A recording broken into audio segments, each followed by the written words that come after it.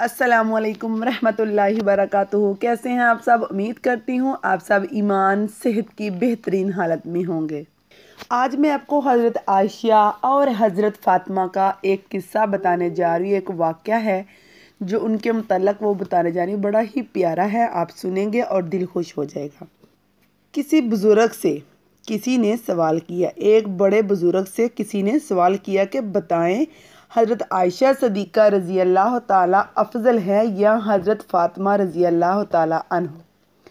تو بزرگ کہنے لگے، بیٹا اگر بیٹی کی حیثیت سے پوچھتے ہو تو حضرت عائشہ رضی اللہ تعالیٰ عنہ ابو بکر رضی اللہ تعالیٰ عنہ کی بیٹی ہیں، اور حضرت فاطمہ محمد صلی اللہ علیہ وآلہ وسلم کی بیٹی ہیں، اور بے شک نبی صلی اللہ علیہ وآلہ وسلم کی بیٹی ابو بکر رضی اللہ تعالیٰ عنہ کی بیٹی سے افضل ہوگی۔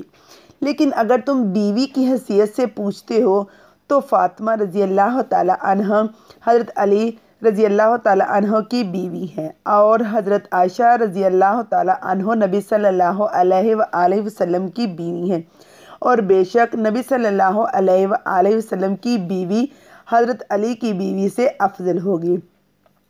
تو خلاصہ یہ ہے کہ حضرت عائشہ کا اپنا مقام ہے اور حضرت فاطمہ رضی اللہ تعالیٰ عنہ کا اپنا مقام ہے۔ اسی طرح ابو بکر صدیق رضی اللہ تعالیٰ عنہ کا اپنا اور حضرت علی کا اپنا۔ ہمیں بس اس اتباع کا حکم ہے کہ باقی بحث مباحثہ میں ہمیں پڑھنے کی کوئی ضرورت نہیں۔ صحابہ رضی اللہ تعالیٰ عنہ نبی صلی اللہ علیہ وآلہ وسلم کے در والے ہیں۔ اہل بیت نبی صلی اللہ علیہ وآلہ وسلم کے گھر والے ہیں۔ جس نے صحابہ سے بغض رکھا اس نے نبی صلی اللہ علیہ وآلہ وسلم کے در سے بغض رکھا، اور جس نے اہل بیت سے بغض رکھا اس نے نبی صلی اللہ علیہ وآلہ وسلم کے گھر سے بغض رکھا۔ اور نبی صلی اللہ علیہ وآلہ وسلم کے در اور ہمیں نبی صلی اللہ علیہ وآلہ وسلم کے گھر سے بغض رکھنے والے مسلمان نہیں ہو سکتے۔ سبحان اللہ۔ اسی لیے ہر ایک کا اپنا اپنا الگ الگ مرتبہ ہے، الگ الگ درجہ ہے۔ ویسے بھی ان معاملے میں ہم لوگوں کو بحث مباحثہ نہیں کرنا چاہیے۔ یہ تھا ایک چھوٹا سا اور پیارا سا، بہت ہی پیارا سا ایک بزرگ کا جواب۔ کتنا پیارا انہوں نے جواب دیا، ٹھیک ہے۔